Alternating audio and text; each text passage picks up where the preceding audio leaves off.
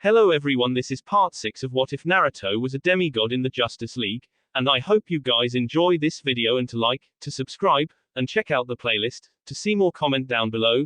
Now let's start the intro. They call me a god. They call me a god. They call me a god. His hands coated in a cyan light and with beads of sweat appearing on his forehead, Naruto focused on speeding up Wonder Woman's recovery. Even so, he could not help letting his eyes roam over her face.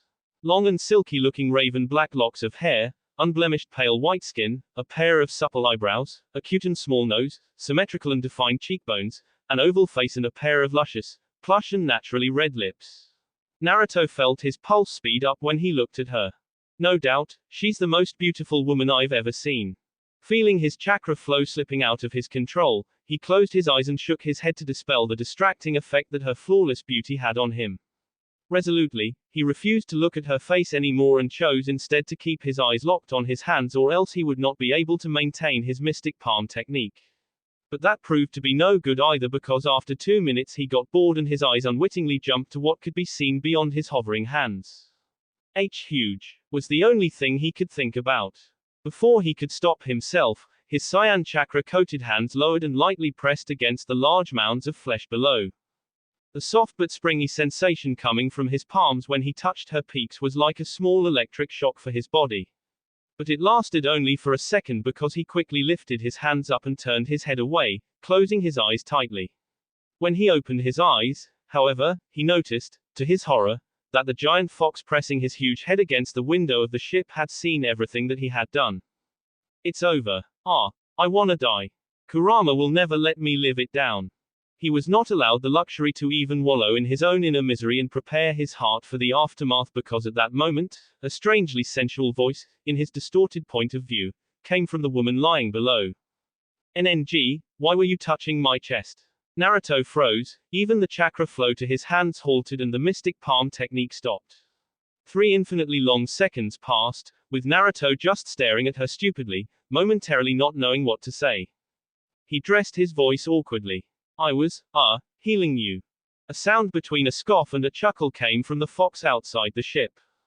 That's not how the mystic palm technique works. You don't need direct contact. You just wanted to feel up her big milkers and... Kurama, you shut your trap.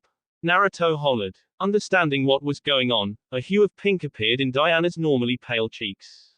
I am exhausted and far from being in my best state. It was an accident. Kyuubi returned to a smaller size and rushed back inside the ship very quickly, not wanting to miss out on even 1 second of fun. So you switched from, I was healing her, to, it was an accident. Wahahaha. He mock imitated Naruto's voice and then barked with laughter. As if they could read each other's mind, in the next moment, a human-sized fox and a man lunged at each other at the same time. It was a full-on brawl. The two of them started rolling on the ground and clobbering each other with punches, trying to strangle the other with their hands or tails, and even trying to bite each other in a mess of tails and limbs, while Diana and Justice Lord Superman watched them with a blank look on their faces. Normally, this kind of brawls ended up with Naruto getting the upper hand due to his superior hand-to-hand combat skills, but this time it was a completely different story.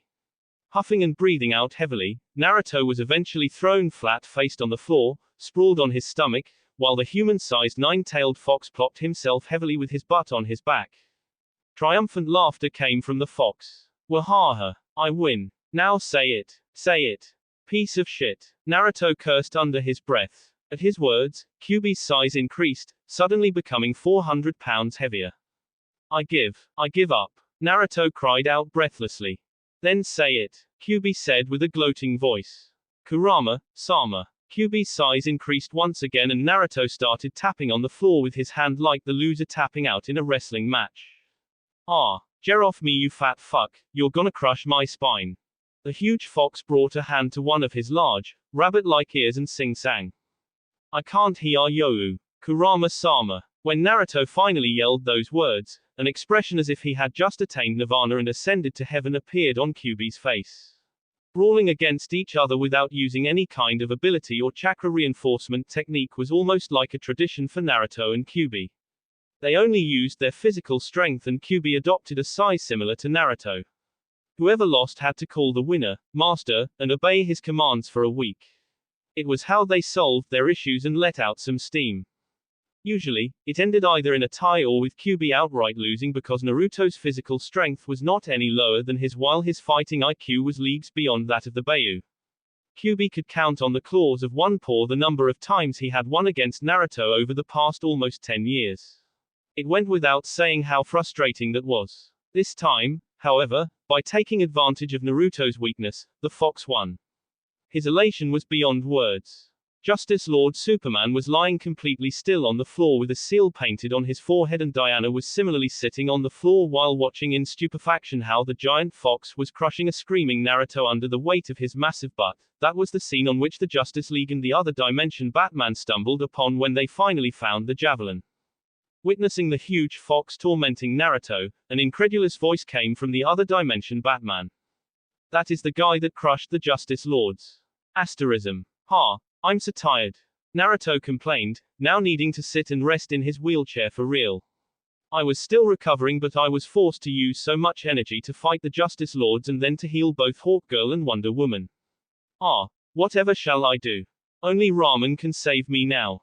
At least 49 bowls of it. A soft hand grabbed him by one ear and twisted it slightly, enough to make him uncomfortable but not enough to cause him pain. He heard Diana's threatening voice coming from behind. Don't think that playing the victim will make me forget what you did. Naruto suddenly stopped his whining and became as silent as a grave, making both Diana and the fox on his shoulder giggle at his meek reaction. Deciding to figuratively pour salt on the open wound, Kyuubi said, "Listen up, slave. Lightning Rasengan. Now." Naruto burst with indignation. "You asshole, I'm seriously weak now. I can't expend more chakra.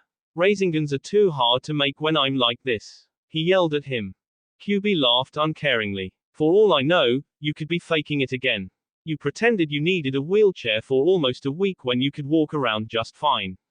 So gimme my lightning Rasengan now.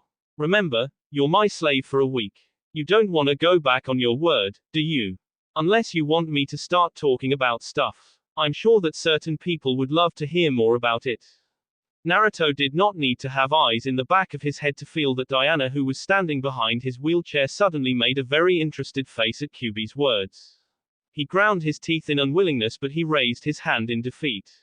A spiraling sphere of blue energy took shape in his palm, and yellow arcs of lightning started to dance on its surface once he added lightning nature chakra to it too. Not waiting for an invitation, the tiny fox stuck out his small tongue and licked at the sphere of lightning chakra. An electric current coursed through him, and the crimson-red fur all over his body stood straight like needles, but Kyuubi let out an excited sound of delight and started taking small but quick bites off the lightning Rasengan. He had traveled the universe from one corner to the other alongside Naruto, and he had eaten countless types of dishes and the raw meat of countless creatures. However, nothing had ever come close to tasting as good to Kyuubi as Naruto's chakra. It was the ultimate delicacy. From behind, Diana was giggling silently to herself as she watched the interactions between the two of them. She was especially amused at how the fox cub's previously fluffy nine-tails looked like a hacksaw now, but he still continued to eat the electrifying treat with gusto. The other members of the Justice League that were in the javelin were looking curiously at him, especially at Wonder Woman, who was acting completely different compared to how angry and frustrated she had been a few hours before. Since when did she become so chummy with the two of them? Flash asked Green Lantern and Hawkgirl, who were sitting next to him. Something must have happened while we were captured. But the fox liked her from the beginning, so I'm not that surprised. What I'm surprised about is the mercenary allowing the princess to pull on his ear like that and not saying anything back. Hawkgirl replied. If only the Guardians could see now who they classified as universal level threats. Green Lantern trailed off, making Flash and Hawkgirl laugh. Meanwhile, Superman and Martian Manhunter were standing close to Batman, who was piloting the javelin. Currently, they were heading back to the Watchtower. Can't say I'm not happy how easily we got rid of the Justice Lords.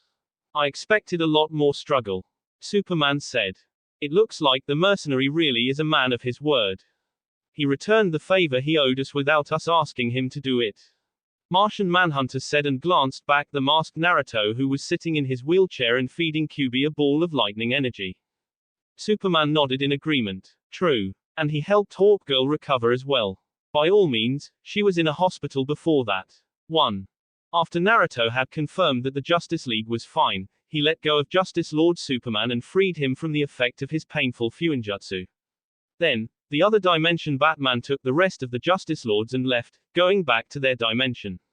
Now, the Justice League together with Naruto and Kyuubi were returning to the Watchtower. What's on your mind, Batman? Superman asked when he saw him being silent. Wonder Woman looks different from earlier today, so I'm thinking that, he said. Oh ho, are you perhaps jealous? Superman cut in and joked.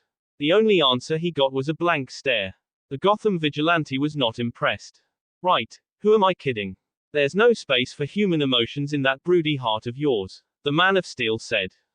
I was thinking that it's time we started our plans. Now that Wonder Woman seems to be back to normal, all 7 of us can finally make decisions together. Batman continued in his usual tone. The Justice League did not have a ruler per se. They were a team and everyone's opinion held equal value in the eyes of the others when it came to making important decisions. Because of Wonder Woman's previous emotional instability and absent-minded behavior, the 6 of them had been putting off the plans for the past 3 weeks, the plans of expanding the Justice League. That was a very important matter and they had not wanted to leave Wonder Woman out of it. Asterism. A few days later, all 7 members of the Justice League were gathered together in the Watchtower. They were sitting at a table, except for Superman who was standing on his feet. Since we all agree that the Justice League has to expand, we need to understand the consequences of that. First of all, the United Nations will not like it, not one bit. We can expect that among the heroes that we recruit, there could also be moles from the government or from the United Nations too. Because of that, we need to be certain that we can trust each other. With everything. Realizing what Superman's words alluded to, Flash said a bit flustered. Hold on a second here. What about the whole secret identity thing? I mean, I trust you guys, but I'm not sure I'm ready to expose myself yet. You do realize that Batman and Superman already know everyone's identities, right? Probably John knows it too.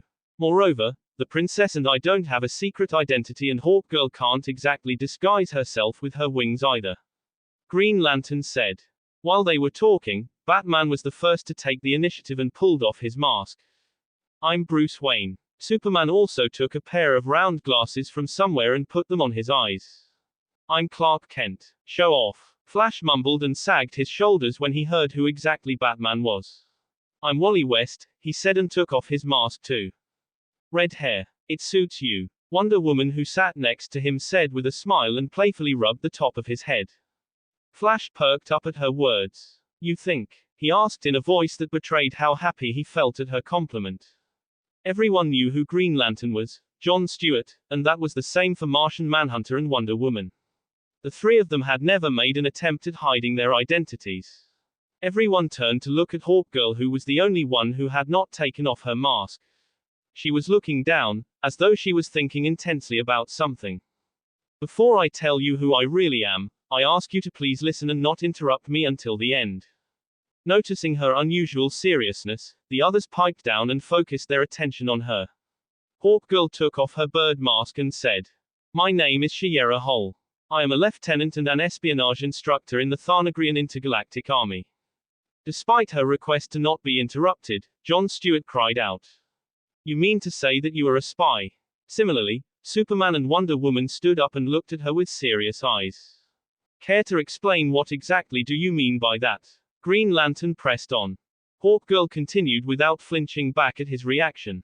As a Green Lantern, you should know about the intergalactic war between the Thanagarian and Gordanian empires. It's been going on for generations. Everywhere the Gordanians pass by, they leave only death and destruction in their wake. They kill everyone that opposes them and enslave and sell the ones that surrender. The Thanagarians are the only thing that stops them from taking over the entire galaxy.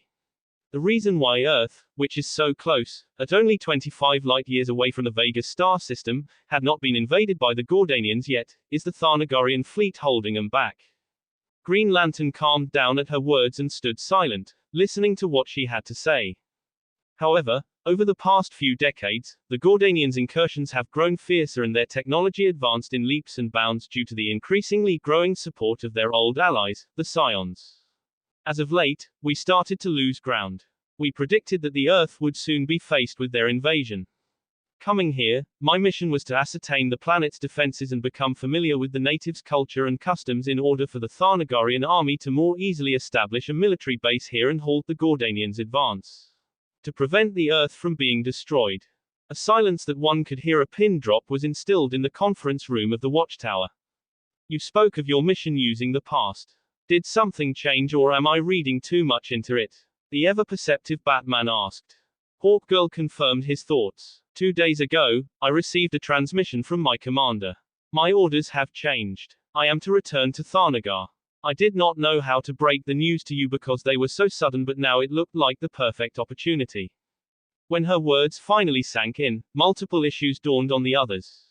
You have to leave. Then, what about us? Green Lantern asked. Green Lantern and Hawkgirl had never spoken outright about their relationship with the rest of the Justice League, but the others were not clueless. They had long since discovered the growing affection between the two of them. They were not surprised by his question. Shiera Hull made a conflicted expression and sighed. I am military. I cannot ignore the orders I have been given. You were a soldier too, John, you should know that. Martian Manhunter spoke from the side. Then what about Earth? Have the Thanagarians given up on our planet and left us to fend for ourselves? We can't possibly stop an intergalactic empire's army alone. The problem brought forth by the Martian alarmed the others too. That's not the case anymore. The mercenary caterpillar annihilated the Scion race. Furthermore, the Gordanians have still not recovered from the shock of losing their allies like that. Our intel says that over the past 3 weeks that passed since the Scion's destruction, almost 1 million Gordanians have run away from their planet, Kana, terrified at the possibility of the mercenary coming to kill them too. The number of Gordanians deserting the army is increasing on a daily basis too. Currently, the Gordanians' ranks are in disarray. The Thanagarian army has already started winning battles on multiple fronts. Without the backing of the Scions and with the Gordanians shivering in their boots in fear of Caterpillar's retribution, they can no longer hold their own against our troops. Their defeat is only a matter of time. We will finally win this war. The other 6 in the room were once more reminded of just who was the one living with them in the Watchtower. Watching the easygoing attitude of the mercenary as he bantered with his fox every day, they almost forgot how the two of them had destroyed a planet and how many beings they had killed only 3 weeks ago. Hawkgirl's words reminded them how terrifying the alien mercenary and his planet-busting fox were, terrifying enough to even influence the course of a generation-long war between 2 intergalactic empires. When I came to this planet, my intention was to just keep a professional distance from everyone. After all, despite the Thanagarians' good intentions, I was still a spy. I could never be here with you forever. I knew that when the time came, both I and the people I got close to would suffer. I knew that I will have to leave you behind someday, but I could not help becoming close to you. As she spoke those words, her voice became shaky. However, she was a tough woman and she did not cry. Seeing as I will not be able to continue living on Earth due to my orders, I should not take part in deciding the Justice League's future course of events. In fact, I will be leaving for Thanagar today. I have already packed all my belongings. Saying that, she stood up from her chair and left the room. Shiera, John Stewart called out and rushed out of the room after her too. Asterism. The Justice League's meeting was unexpectedly interrupted by Hawkgirl's revelations and her decision to leave the Earth right away. However, after Hawkgirl's abrupt and swift departure, the remaining 6 came back to the conference room. John, do you want us to postpone this to a later date? Superman asked in a tone of understanding. Don't mind me, Green Lantern said. Though he looked more taciturn than ever, his expression was composed. Personal matters can't come before Justice League business. As Shiera said, I was a soldier too, I understand her decision. She can't disobey the orders coming from above. Superman nodded in acknowledgement and dressed his voice. Though Hawkgirl leaving us is unfortunate, there is nothing we can do about it. We have to move on and work harder in order to protect our planet. And now that we know each other's identities, it's time we discuss another very important issue, funding. Not only we will need a much bigger headquarters, which will cost us dozens of millions, we will need more spaceships, specialized equipment and many other facilities, enough to accommodate dozens or maybe hundreds of heroes. Batman said, as Bruce Wayne, I am a billionaire. However, I can't support all the costs by myself. Not because I can't afford it, but because such a large sum of money disappearing at once without an explanation would attract too much attention and possibly expose the fact that I'm somehow connected to the Justice League. The government is most likely paying very close attention to all the wealthy people since they know that the Justice League would not be able to operate without serious financial backing. Flash said, "To be honest, I don't see of how much help we could be. I'm just a forensics scientist at the Central City Police Department. John is a retired soldier, Wonder Woman is an exiled princess, and Martian Manhunter has no worldly possessions. We aren't poor, of course, but we are not rich either. What about Aquaman? Have you tried to contact him? He's the king of Atlantis, he's probably even wealthier than I am if we were to count all the sunken treasures at the bottom of the oceans, treasures that only he has access to. He doesn't have to justify his expenses to anyone either." Batman suggested. "That's a great idea. We just have to see how we can convince him to support us. I will go talk to him myself," Superman offered. "I can also provide the Justice League with highly advanced technology from Krypton and even money if it comes down to it. Over the years, I've gathered many valuable things in my fortress of solitude. As Clark Kent I may not be a millionaire, but, as Superman, I could always get some rare space materials that NASA or other interested parties would be willing to spend a fortune for. I will get into contact with Green Arrow and see if he can support us as well," Batman said. The others made a confused face. They had not heard about that name until then. "He's a small, local vigilante operating in Star City. I can't tell you his identity without his approval first, but I can tell you that he is just as rich as Batman," Superman explained. Martian Manhunter, who had been silent until then, spoke. "I have been contacted by a very wealthy man named Maxwell Lord 2 weeks ago too, only a few days after our clash against Uzumaki Naruto in Jump City. It was not long after Superman suggested to expand the Justice League. Maxwell Lord offered to support the Justice League financially, but hearing the way Martian Manhunter trailed off made the others curious. But what? Is there an issue with his character?" Wonder Woman asked. "I do not know," Martian Manhunter said. "What do you mean?" Batman asked. "I could not read his mind. He is a telepath, just like me." Bruce Wayne made a thinking posture. "I know Maxwell Lord. He's the head of Chimtech Consortium, one of the wealthiest men in the world. A rather unscrupulous businessman, but nobody ever gets that rich by playing nice against the competition. Still, as far as I know, he has not broken any laws yet. He is not sided with the government either, he's rather infamous for often butting heads with them." Flash said, "I don't find it weird that a billionaire would offer to support us. I mean, people aren't blind, they see what we have gone through to protect everyone. Darkseid attacked the Earth a few years ago, Imperium and his race almost took over the planet about a year and a half ago, and then there was the Gordanian ship threatening to destroy Jump City a few weeks ago too." Green Lantern nodded in agreement. "True. If Maxwell Lord wants to support us, I say we go for it. We need all the help we can get." The six of them continued to discuss various matters related to the Justice League's future, but, at some point, the alarms of the Watchtower started to blare. Flash was the first to arrive in the control room, just in time to see a live footage captured by one of the remote cameras placed on one of the many Justice League-owned satellites orbiting the Earth. A very large and muscular gray-skinned man with shaggy and long black hair and a horseshoe mustache was approaching the Earth while riding a space bike.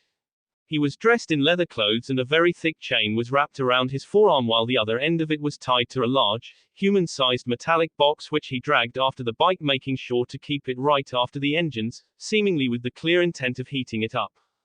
When Superman arrived in the control room as well and saw the appearance of the alien detected by the Watchtower, he frowned. "Lobo, what is he doing here?"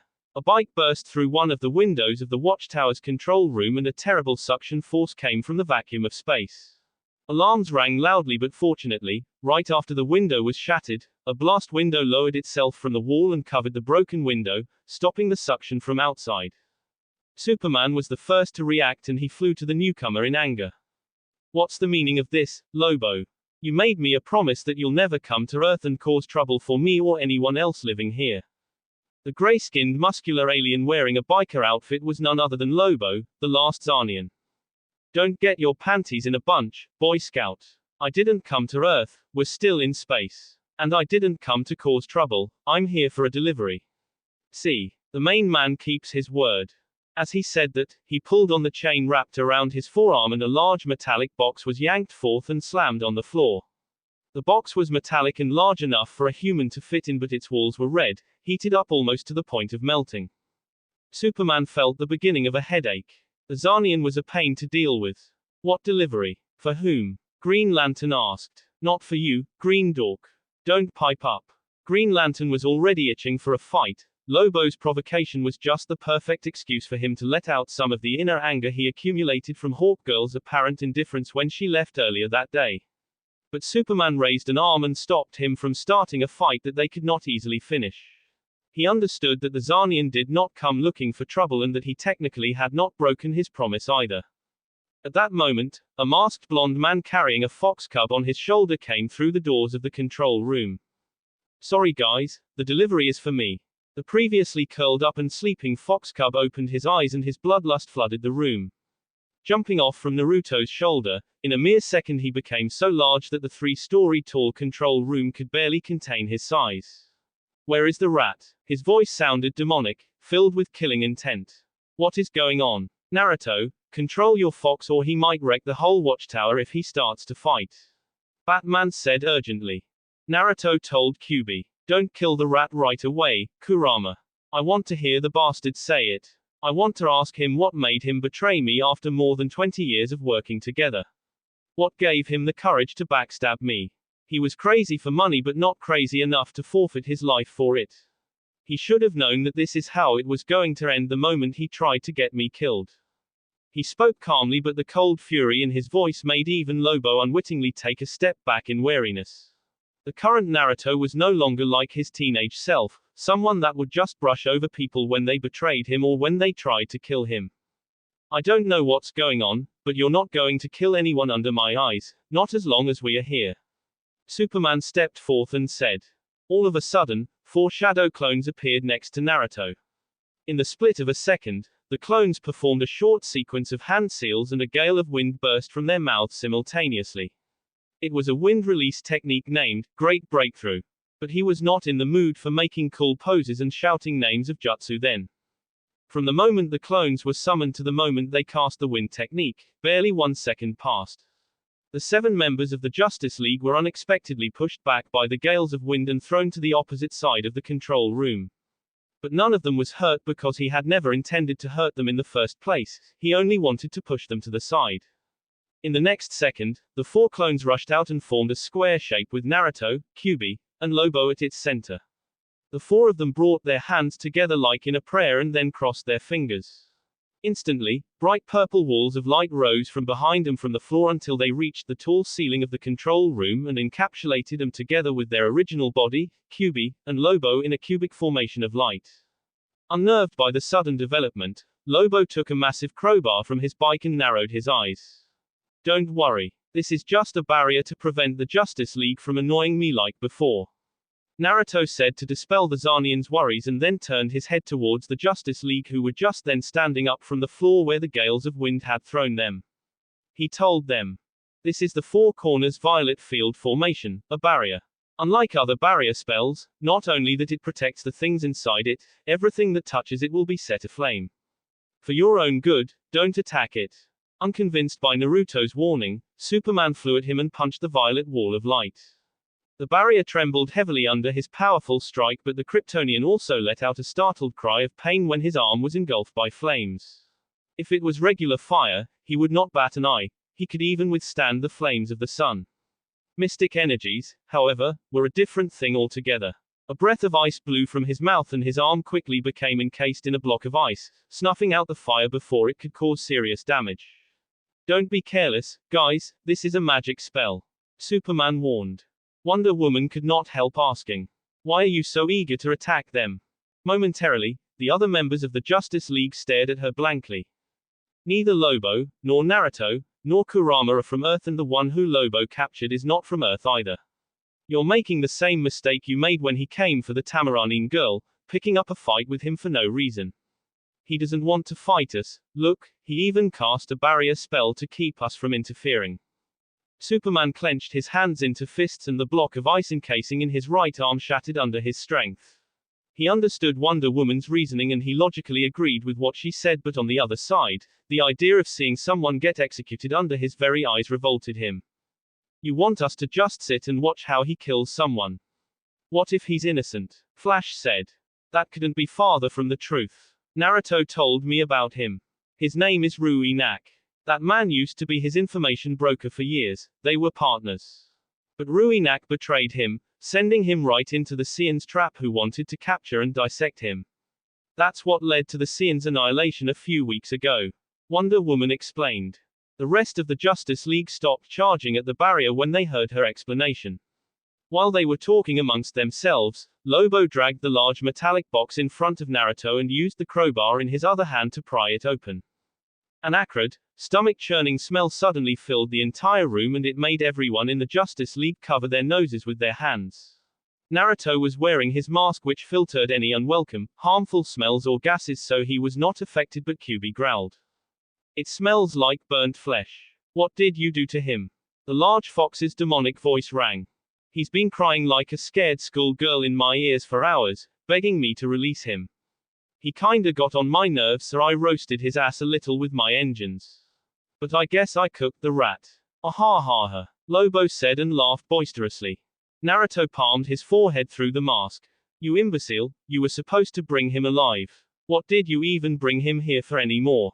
Lobo came and put an arm around Naruto's shoulder as if they were drinking buddies in a bar. Oh come on, Goldilocks, don't be like that. You were gonna bust his head anyway, so what's the big deal? Look at the good part. Your fox gets to eat freshly grilled rat barbecue. Naruto took Lobo's arm from around his shoulders and twisted it in annoyance, making Lobo cry out. Ow, ow, let go. What's your problem, man? Watch your mouth when you talk about Kurama, Naruto said dangerously and kicked the Zarnian away from him, making him crash against the floor onto his face. And just so you know, this doesn't count as you repaying my favor. Lobo groaned but otherwise looked unscathed. When he heard that his debts were not cleared out, however, he bristled. Hey, don't think you can swindle the main man. I searched for this rat for weeks and then chased after him through 3 planetary systems before I finally caught him. He was a slippery one. In my books, I've more than repaid you what I owed. Naruto let a drawn-out sigh. Greatest bounty hunter my ass, he muttered under his breath. Why did I have any expectations from him anyway? My fault for trusting an idiot. Truly, if you want something done right, do it yourself. Lobo grinned from one ear to another when he saw Naruto not contradicting him, conveniently choosing to ignore the rest of the things he said. I knew we'd see eye to eye. If you need anything else, you got my number. No more freebies next time though. The main man ain't doing charity no more. With that, Lobo hopped on his space hog and, after Naruto's clones cancelled the barrier technique, he burst through another window, causing mayhem once more as the vacuum of space started to suck out everything from the room. Fortunately, another blast window came down from the wall and replaced the other broken glass. Jesus Christ! Green Lantern exclaimed when he came closer and saw the still warm and smoking half-melted corpse of the humanoid rat. I think I'm going to be sick. Flash said, and right in the next moment, he bent down and emptied the contents of his stomach. What should we do with this? Wonder Woman asked, forcing back the bile rising in her throat. It was her first time as well that she was seeing someone who died so terribly. Maybe your fox can eat it. Pretty sure he's eaten far worse things before. Superman said without thinking, but a massive tail suddenly slammed into his face, sending him crashing through several walls towards the interior of the Watchtower.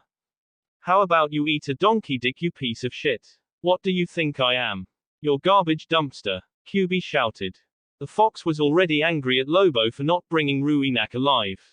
He had wanted to torture the rat to the death and hear him scream in agony, but he was robbed of that pleasure.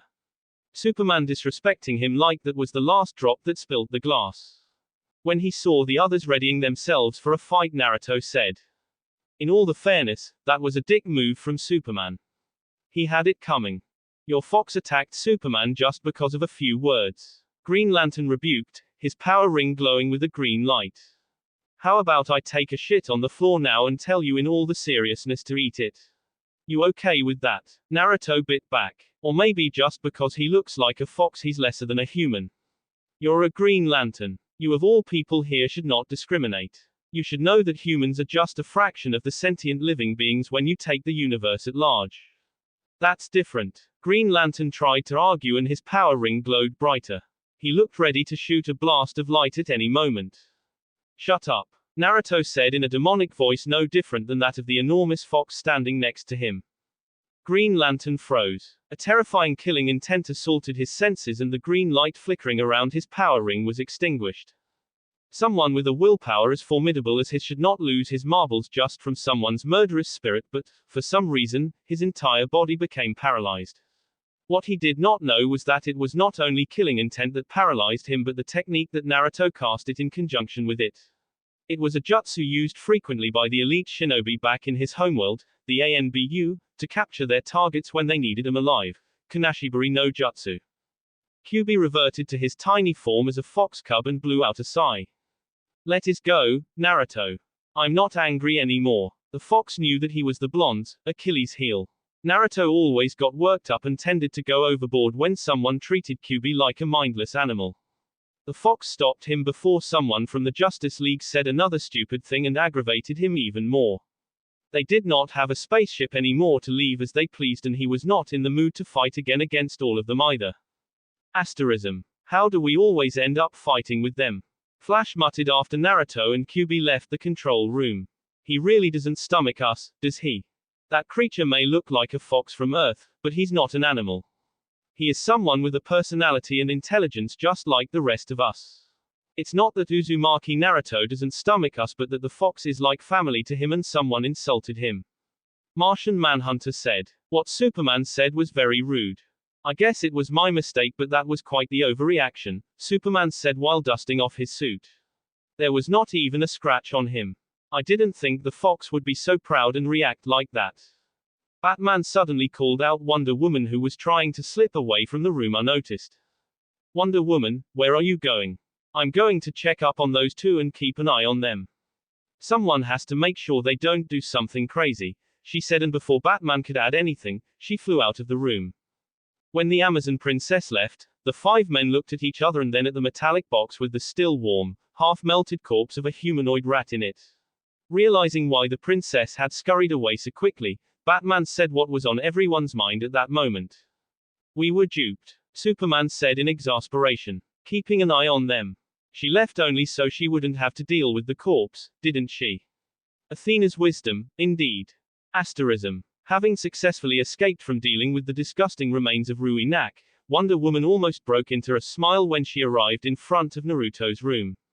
She was about to knock on the door but she stopped when she heard a conversation coming from inside. 0.500 mass units of Delustal for a clunker.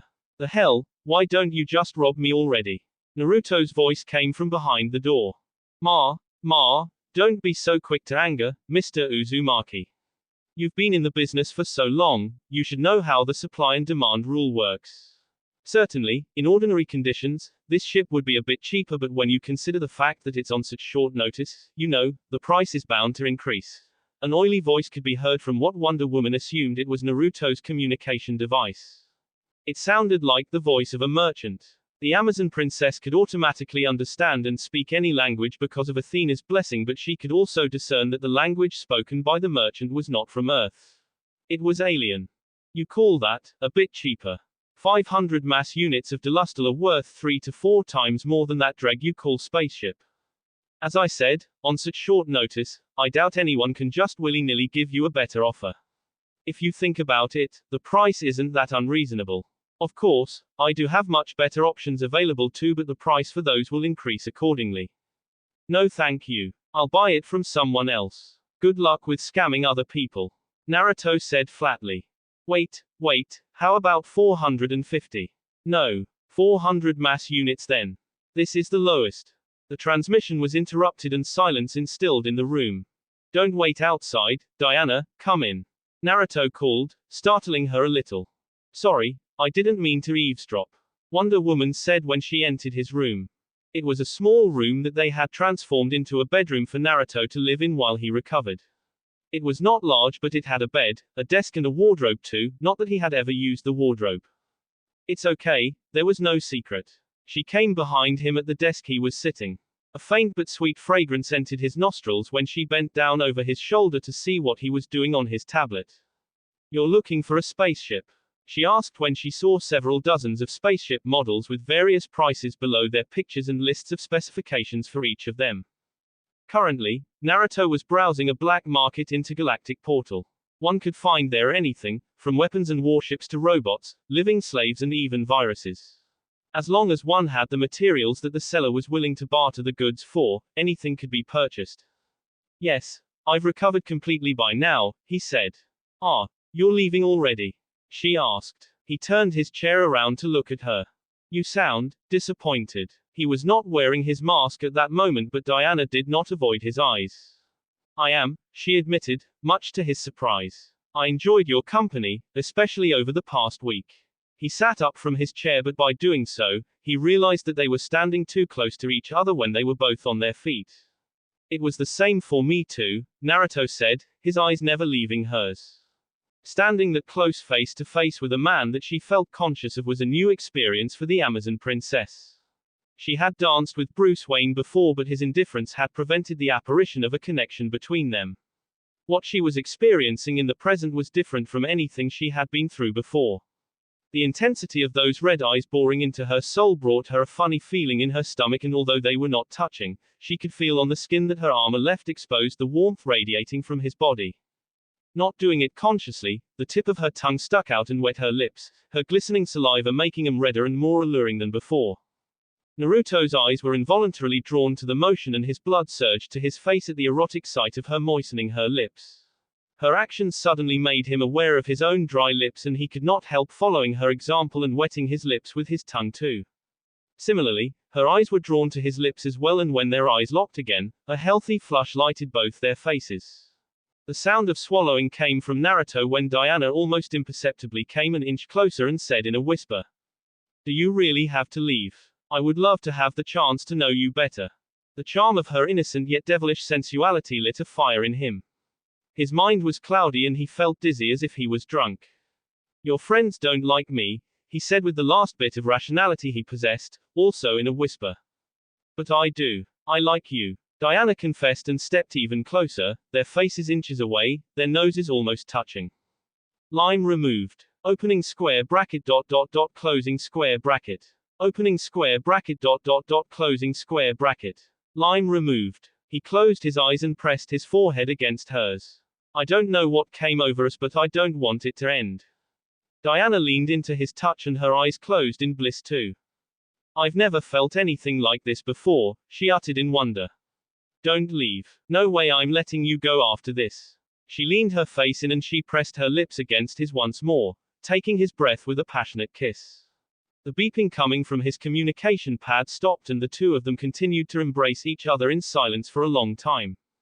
"Come with me, Diana," he said again, his hand now tenderly caressing her hair while she rested her chin on his shoulder, her head leaning against his.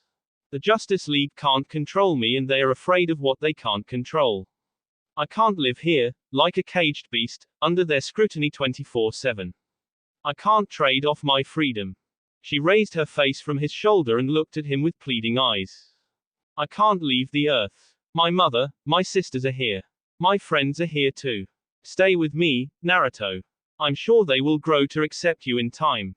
Naruto placed a kiss on her forehead and sighed deeply before breaking their hug. Diana's beautiful face became downcast and her eyes wet. She understood his answer from his actions. He took a scroll out of his chest pocket and after pressing his palm on it, another communication pad appeared in a small plume of smoke. "I would have been willing to make Earth my new home, but the Justice League and I don't mix. We are like oil and water. Even so, that doesn't mean we can't see each other and continue to keep in touch."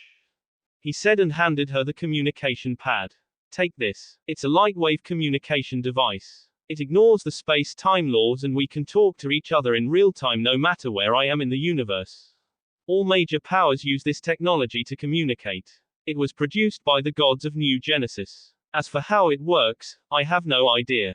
There comes a point where the lines between science and magic become very blurred. As far as I know, this technology could be very well considered magic." Though the prospect of not being able to stay together was paining her, she smiled briefly at his words. She understood that they lived in different worlds. He was like the bird freely soaring the skies, traveling the universe, while the Justice League were like a frog trapped at the bottom of the well. They were too different, they could never see eye to eye. But there may still be a chance. Diana said to herself, once the Justice League becomes stronger and they will no longer depend on my strength, I could join him. At the moment, she could not leave. The people of Earth needed her strength. But they still had a chance because they were both immortal. Time was not their enemy like it was for regular people. Only their feelings mattered.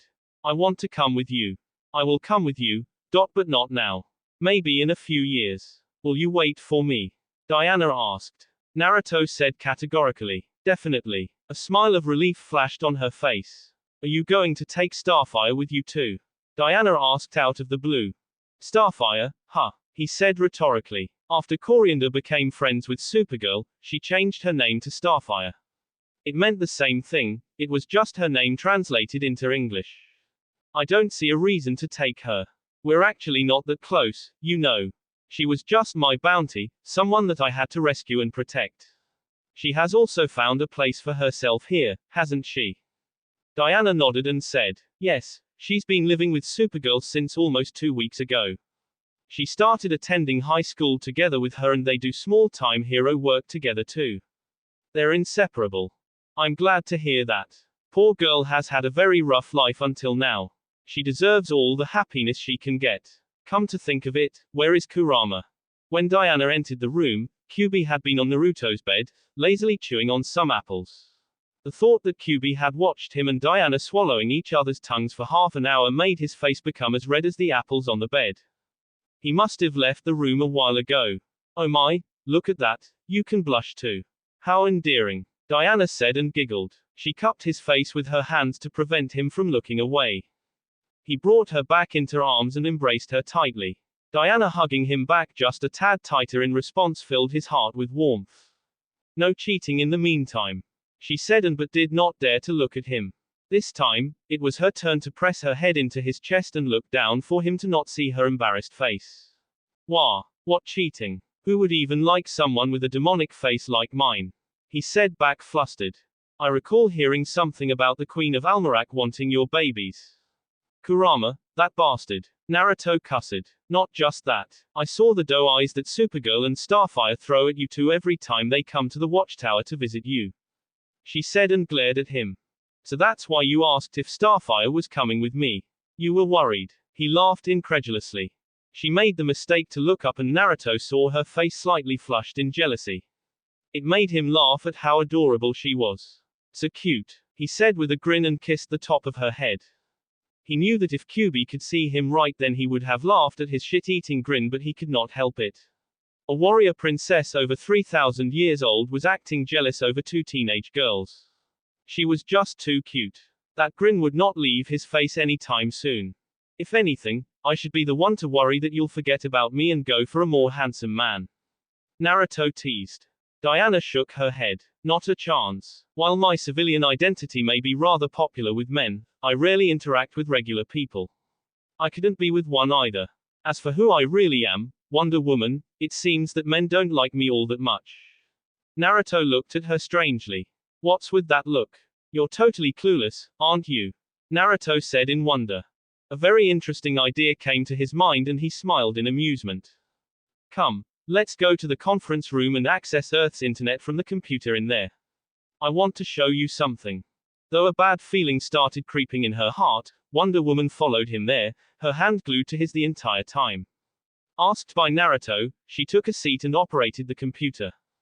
Go to Google and type in the search bar, Wonder Woman hentai. Yeah, just like that. Now go to the image section. The mouse in her hand was suddenly crushed into a ball of plastic and metal. What in Athena's name is this? She sputtered in disbelief. I swear on the sticks, I never. She could not even find her words. She was shocked. I know it's not you, he reassured her. Then, she began to say agitated. The Earthlings seem to have an unwritten rule on their internet. If something exists, there is porn for it. Give it some time and I'm sure even Kurama and I will appear drawn in some obscene postures too, soon. Naruto had lived in the Watchtower for almost 1 month. With the help of his shadow clones, he had learned the English language to the point where he could understand, speak and even write it without a translating device. He still chose to use his translating device to communicate with the others though because his pronunciation and accent were a bit off, but he had become very familiar with Earth's internet during that time. Oh wow. Look, there is even an image of you in your new costume. You've changed your costume less than a month ago. Perverts really are fast when they put their mind to it, eh? He said half teasingly, half in amazement, but the next moment Diana's punch blasted a hole through the computer's monitor. He laughed out loud. Now, don't be angry. I just wanted to show you how wrong you were about men not liking you. Now you see, you're one of the most desired women on this planet. They're just scared to show it to your face. Then, he added like it was an afterthought. I gotta say though, I love your new costume much more than the one you had when I came here to capture Vandal Savage 1 month ago. Her previous anger melted like a miracle and an uncharacteristically shy expression appeared on her face. You think so? She asked, secretly feeling giddy inside when she saw how his eyes roamed over her figure. Compared to her previous costume consisting of red boots, blue briefs and a shoulderless red top, her current costume made her look more like the warrior princess that she was. She still had her golden lasso, her silver bracelets of submission and her golden tiara, but the rest of her costume was different. A white pair of skirts, a piece of clothing that looked like a skirt from outside but were pants on the inside, replaced her briefs, her red boots were replaced by a pair of knee-high golden greaves, and her red top was replaced with a white top on which a large golden owl motif extended its wings over her breasts. It was goddess Athena's symbol. Her previously bare shoulders were covered by golden pauldrons, she wore 2 wing-like golden accessories on the sides of her face, and a white cloak covered her back, her neck, and the upper part of her chest. Yes, absolutely. Compared to before, one can tell you're royalty just by looking at you. Naruto said and nodded furiously, a testament to how much he appreciated her new costume. Wonder Woman revealed a bashful smile and looked down while playing with a strand of her long hair. Naruto discovered a hard-to-believe fact. Wonder Woman, a warrior princess over 3,000 years old, was weak to compliments. Not long after that, the two lovebirds became immersed in their own little world again. Asterism. 4 days after the incident caused by Lobo, another spaceship was detected by the Watchtower. It was a small ship, no longer than 100 feet. There was only one person aboard, the pilot who came to deliver the ship to Naruto after he had bought it. There were not many members of the Justice League present in the Watchtower at that moment because Naruto had not told them anything about his plans to leave. Besides Wonder Woman, who had spent every single second of the previous 4 days together with Naruto, the only other member of the Justice League present at the tower was Martian Manhunter. Not caring that the Martian Manhunter could see it, Diana poured her entire heart and soul in the goodbye kiss she shared with Naruto. Remember, whenever you want to talk, call me on my pad. And if there is anything you need my help with, I will drop everything I'm doing at that moment and rush to your side. Naruto said and then took her in his arms one more time. Asterism. After the Earth could no longer be seen from the spaceship, Naruto sighed deeply. Though his face was covered by his white fox Anbu mask, he did not want the temporary pilot of their ship to see his appearance. Kyuubi could easily sense his feelings with his negative emotion sensing. You don't need to feel lonely. You can come and see her anytime you want. Naruto made a sound of agreement. You know, I even think it's a good thing you didn't stay together now. Kyuubi said. That elicited a deep inhale of breath from Naruto. Why do you say so? I thought you liked her. The fox snorted at his overly defensive reaction. I do like her. She is a good human. But in the last 4 days, you've been eating each other's faces up almost non-stop. We did not. Naruto made a weak attempt at contradicting him, but a pointed look from Kyuubi shut him up. Maybe because it was the first time he had fallen in love for real with a woman, or maybe it was because he had repressed his feelings and biological needs as a man for decades due to his obsession with finding a way back to his homeworld. The real reason was not clear for Naruto either, but the passion he felt for Wonder Woman was like a smoldering volcano. Wonder Woman's situation was no different either after living for almost 3 millennia on Themyscira with no men around. The two of them had spent almost 100% of the last 4 days in physical contact with each other. They had not made the final step yet, but other than that, They did not leave from each other's arms, much to the rest of the Justice League's chagrin, since there were only 5 of them to fight against crime now that Hawkgirl's left and Wonder Woman would not leave Naruto's room. If your feelings for each other are real, the distance will only make your love grow stronger. But if what you feel for each other is limited to just lust and physical attraction, the distance will quickly make them die down. Kyuubi said. And how would you know that? You're a Bayu. Naruto said, annoyed just at the thought that what he and Wonder Woman felt for each other might not be real. I've seen that happen many times before with other humans. I've lived for over 1,000 years, and don't forget that I was sealed inside Mito and your mother for almost 80 years too. While sealed for almost 1 century, there was not much left for me to do other than to observe the humans outside. I have my negative emotion sensing too. I may be a Bayu, but there aren't many beings that know more about human feelings and emotions than I do. I certainly know more than you do at the very least, the fox said arrogantly. Humans are very fickle beings, and their feelings and emotions are even more than so. Best friends can become enemies in an instant, despite years of friendship, and children can turn against their parents and vice versa without much difficulty. You and Diana have met only a few weeks ago, and you've been together for just 3 to 4 days. It's a few years too early for you to blindly put your trust in her feelings like that. Chances are that you're just lusting for each other. It's too early to tell. Naruto let out another long sigh and gave up on arguing with the fox after hearing his explanation. He knew that when the fox was not playing around, his wisdom was league beyond his. The fox had lived 10 times as long as him. Deep inside he understood the truth in his words. You might be right, Kurama-sensei, he said half seriously, half jokingly. I guess some time apart would serve us well, both me and Diana. That will be it for this video. If you want more, comment down below, like, subscribe. And see you guys later.